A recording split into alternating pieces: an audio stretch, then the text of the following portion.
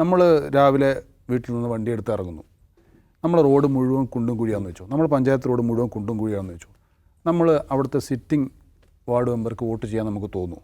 ഈ സ്ഥാനാർത്ഥികളും വോട്ടർമാരും തമ്മിൽ ഏറ്റവും കൂടുതൽ ബന്ധമുള്ള തിരഞ്ഞെടുപ്പാണല്ലോ തദ്ദേശ തിരഞ്ഞെടുപ്പ്. കാരണം ഈ പറയുന്ന എല്ലാ ഈ 80-85% സ്ഥാനാർത്ഥികളും വോട്ടർമാരെ എന്നും നേരിട്ട് കാണുന്ന ആളുകളാണ്. അപ്പോൾ ഇന്ന് വോട്ട് ചെയ്ത് പോയാലും നാളെ നേരിട്ട് കാണണം, ഇന്ന് വോട്ട് ചെയ്താലും ഇല്ലെങ്കിലും നാളെ നേരിട്ട് കാണണം. അപ്പോൾ എന്നും മുഖാമുഖം കാണുന്ന സ്ഥാനാർത്ഥികളെയാണ് വോട്ടർമാരും സ്ഥാനാർത്ഥികളും എപ്പോഴും മുഖാമുഖം കാണേണ്ടി വരുന്ന ഒരു തിരഞ്ഞെടുപ്പാണ് തദ്ദേശ തിരഞ്ഞെടുപ്പ്, അടുത്ത 5-6 വർഷം. അപ്പം സ്വാഭാവികമായും ആ വോട്ടർക്ക് കൃത്യമായി ഇയാളെക്കുറിച്ച് അറിയുന്ന വോട്ടർക്ക് കൃത്യമായി വോട്ട് രേഖപ്പെടുത്താൻ കഴിയുമെന്നുള്ളതാണ്. അതിലിപ്പോൾ നമ്മൾ തദ്ദേശ തിരഞ്ഞെടുപ്പ് നമ്മളൊന്ന് ആലോചിക്കാം. നമ്മളൊരു വോട്ട് ചെയ്യാൻ പോകുന്നൊരു വോട്ടർ നമ്മളെങ്ങനെയാണ് ഈ തദ്ദേശ തിരഞ്ഞെടുപ്പ് എൻ്റെ ഗ്രാമപഞ്ചായത്തിലെ വാർഡിൽ ഞാൻ എങ്ങനെ വോട്ട് രേഖപ്പെടുത്തും? നമ്മളൊന്ന് സ്വയം ചിന്തിച്ചാൽ മതി. നമ്മൾ രാവിലെ വീട്ടിൽ നിന്ന് വണ്ടി എടുത്ത് ഇറങ്ങുന്നു. നമ്മൾ റോഡ് മുഴുവൻ കുണ്ടും കുഴിയാണെന്ന് വെച്ചു. നമ്മൾ പഞ്ചായത്ത് റോഡ് മുഴുവൻ കുണ്ടും കുഴിയാണെന്ന് വെച്ചു. നമ്മൾ അവിടുത്തെ സിറ്റിംഗ് വാർഡ് മെമ്പർക്ക് വോട്ട് ചെയ്യാൻ നമുക്ക് തോന്നുമോ? ഇല്ല. രാത്രി വരുമ്പം തെരുവിളക്കുകൾ കത്തുന്നില്ല, നമുക്ക് വോട്ട് ചെയ്യാൻ തോന്നും? ഇല്ല. എങ്ങും തെരുവ് നായ്ക്കളുടെ ശല്യമാണ്, നമുക്ക് വോട്ട് ചെയ്യാൻ തോന്നും? ഇല്ല. അവിടുത്തെ പഞ്ചായത്ത് പൈപ്പിൽ വെള്ളം വരുന്നില്ല, നമുക്ക് വോട്ട് ചെയ്യാൻ തോന്നും? അങ്ങനെ തദ്ദേശീയമായ നമ്മളെ ബാധിക്കുന്ന, ഏറ്റവും അടുത്ത് ബാധിക്കുന്ന ഒരുപാട് വിഷയങ്ങളുണ്ട്. ഈ വിഷയങ്ങൾ വളരെ പ്രധാനപ്പെട്ടതാണ്.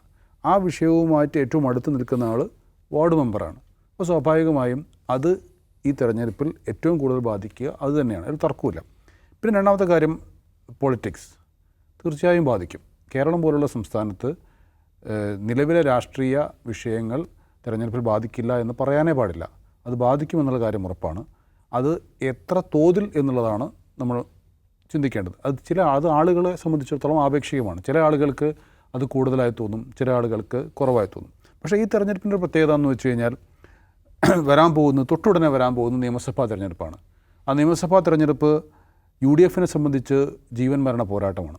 കാരണം 2 തവണയായി നഷ്ടപ്പെട്ട ഭരണം പിടിച്ചെടുക്കുക എന്നുള്ളത് അവർക്ക് ജീവൻ മരണ പോരാട്ടമാണ്. അപ്പോൾ അതിന് മുന്നോടിയായി നടക്കുന്ന തദ്ദേശ തെരഞ്ഞെടുപ്പിൽ സ്വാഭാവികമായും LDFന് തദ്ദേശ തെരഞ്ഞെടുപ്പ് എഡ്ജ് ഉണ്ടെങ്കിൽ തന്നെയും ഈ തെരഞ്ഞെടുപ്പിൽ അവർ അമ്പേ പരാജയപ്പെട്ടു പോയി എന്ന് വിചാരിക്കുക. തദ്ദേശ തെരഞ്ഞെടുപ്പിൽ UDF അമ്പേ പരാജയപ്പെട്ടു. നേരത്തെ ഉള്ളതിനേക്കാളും താഴേക്ക് പോയെങ്കിൽ അവർക്ക് നിയമസഭാ തെരഞ്ഞെടുപ്പിനെ കോൺഫിഡൻസോട് കൂടി നേരിടാൻ കഴിയില്ല. എന്ന് മാത്രമല്ല, അത് പൊതുവിൽ LDFന് അനുകൂലമായൊരു വികാരം ഉണ്ടാക്കുകയും അങ്ങനെ വലിയൊരു വേവിലൂടെ LDF വീണ്ടും അധികാരത്തിൽ വരികയും ചെയ്യും.